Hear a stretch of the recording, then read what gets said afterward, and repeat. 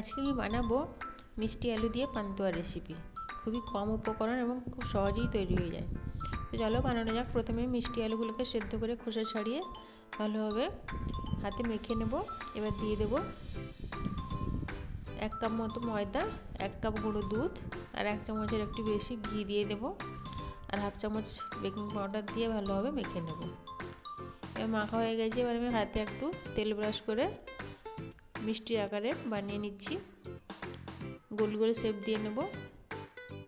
এবার ল্যাংচার আকারেও শেপ দিয়ে বানিয়ে নেব। এবার একটা শিরা তৈরি করে নেব।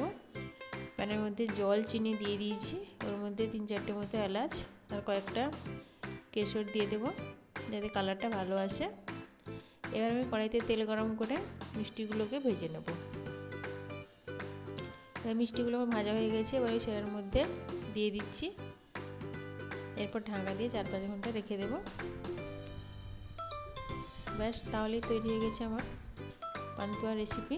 এই ভিডিওটি যদি ভালো লেগে থাকে আমার চ্যানেলটিকে সাবস্ক্রাইব করে নেবেন। টাটা।